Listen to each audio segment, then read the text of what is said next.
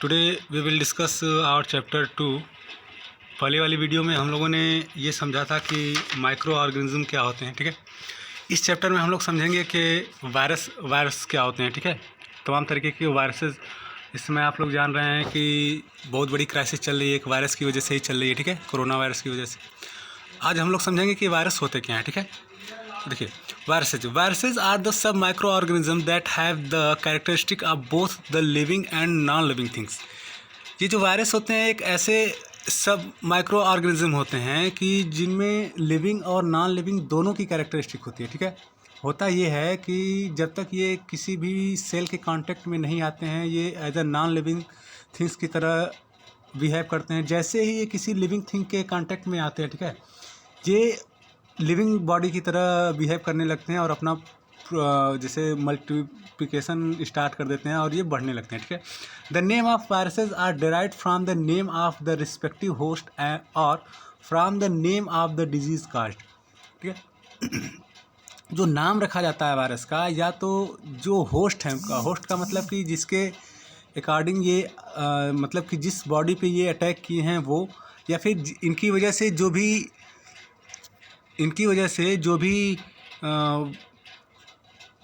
Disease हो रही है उसके बेस पे इनका नॉमेनक्लेचर किया जाता है, ठीक है। जैसे यहाँ पे एग्जांपल दिया गया, जैसे सेल ऑफ टोबैको कैंट। जैसे टोबैको वायरस का यूज कैसे किया जाता है, जैसे जो पहला वायरस खोजा गया था, डिस्कवर किया था, वो क्या था, टोबैको मोज़ैक वायरस था, ठीक है।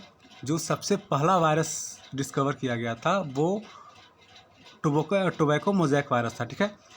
अब अगर कोई वायरस है जैसे बैक्टीरिया पे है, तो उसको क्या नाम दिया गया, बैक्टीरियोफेज ऐसे वायरस होते हैं जो बैक्टीरिया को खाते हैं, ठीक है। मीजल्स, तो मीजल्स किसकी वजह से होती है, मीजल्स एक बीमारी है, ठीक है, वो किसकी वजह से होती है, मीजल वायरस की वजह से होती है। फुट एंड माउथ डिसीज़, ये किसकी वजह से होती है, foot and mouth disease virus इनकी वजह से होती है। The main feature of viruses are describe below. इनके जो मेन फीचर हैं वो यहाँ पे आपको दिखाया गया है। Viruses inhabitate and reproduce only inside the cell of living organism such as plants, animal and human beings। मैंने पहले ही आप लोगों को बताया कि ये लिविंग और नॉन लिविंग दोनों की तरह बिहेव करते हैं, ठीक है। जब ये किसी लिविंग थिंग के कांटेक्ट में आते हैं तभी ये अपना रिप्रोडक्शन स्टार्ट करते हैं, ठीक है। ये इनसाइड द सेल अपना रिप्रोडक्शन स्टार्ट करते हैं। जब तक ये किसी लिविंग बॉडी के कांटेक्ट में नहीं आएंगे तब तक ये अपना रिप्रोडक्शन स्टार्ट नहीं करेंगे, ठीक है।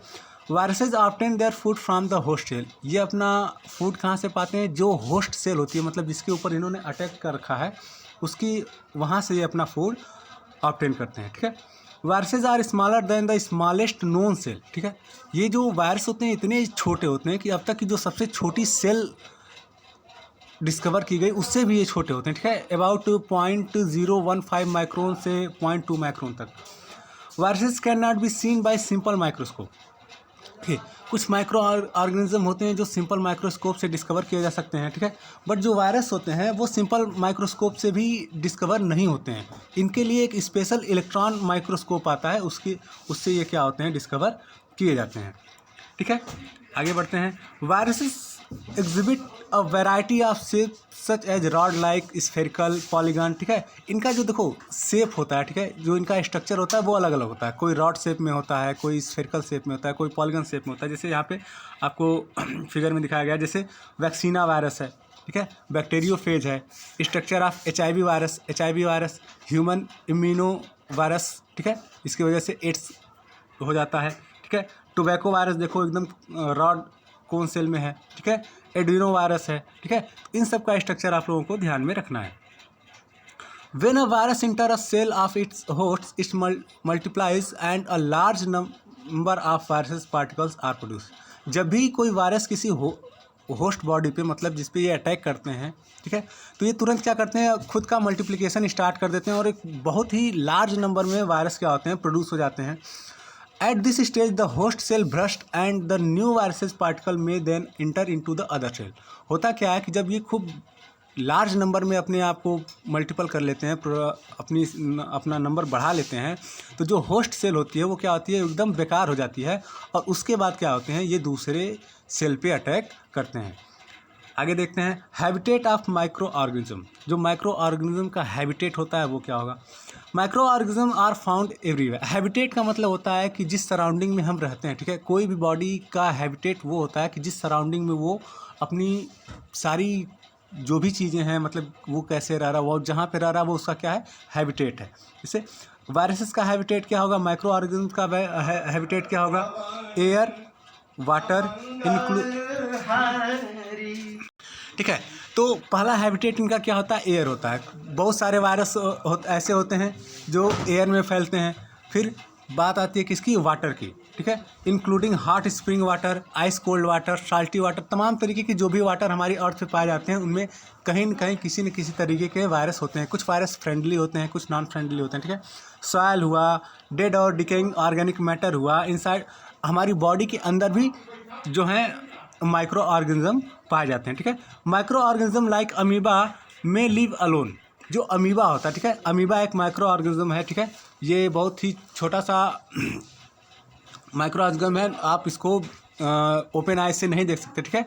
ये अकेले रह सकता है। Whereas fungi and bacteria में लिव इन कॉलोनी। बट क्या होता है, जैसे जो फंगस होते हैं, बैक्टीरिया होते हैं, वो क्या होते हैं, वो कॉलोनी में रहते हैं, ठीक है।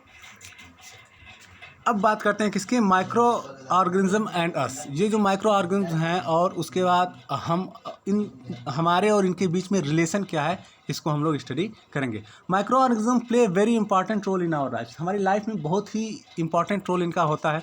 Based on their behaviour this can be divide into 2 classes. इनको देखो 2 क्लासेज में डिवाइड किया गया है, ठीक है। Friendly micro organism and harmful micro organism. Friendly मतलब कि जो हमें फ़ायदा पहुंचाते हैं, ठीक है, जिनसे हमें फ़ायदा पहुंचता है, वो किस कैटेगरी में आते हैं? फ्रेंडली माइक्रो ऑर्गेनिज्म में आते हैं। और हार्मफुल माइक्रो ऑर्गेनिज्म में वो क्या आते हैं? जो जिनसे हमको नुकसान पहुंचता है। जैसे तमाम तरीके के जो वायरस होते हैं, डिजीज़ वायरस होते हैं, जिनसे तमाम तरीके के बीमारी हो जाती हैं, ये सब किस में आते हैं? ये हार्मफुल माइक्रो ऑर्गेनिज्म में आते हैं। अब बात करते हैं किसकी? फ्रेंडली माइक्रो ऑर्गेनिज्म की।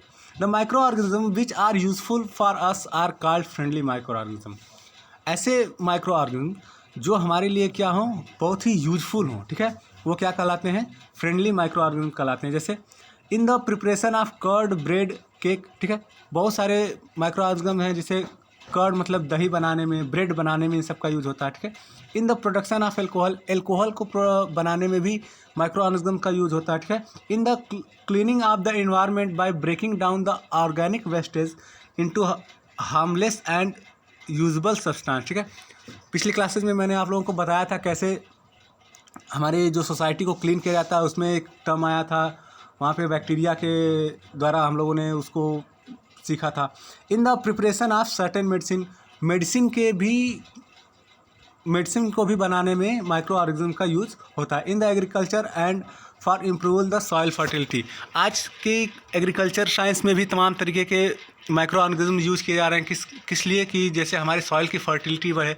फर्टिलिटी बढ़ने का मतलब कि जैसे जो उत्पादन क्षमता है, ठीक है, वो बढ़े। जैसे आगे देखते हैं making of curd and bread. Curd को बनाने, जैसे जो घरों में दही जमाई जाती है, उसमें एक वायरस बहुत बड़ा रोल प्ले करता है। जैसे उसका नाम क्या है? लैक्टोबैसिलस, ठीक है। लैक्टोबैसिलस क्या है? The bacterium lactobacillus promote the formation of curd from milk. जो लैक्टोबैसिलस है वो क्या करता है? दूध से दही को बनाता है, ठीक है। The bacterium rennin is use to cheese production. जो चीज प्रोडक्शन है, चीज मतलब मक्खन होता है, उसमें क्या यूज़ किया जाता है? उसमें रेनिन का यूज किया जाता है।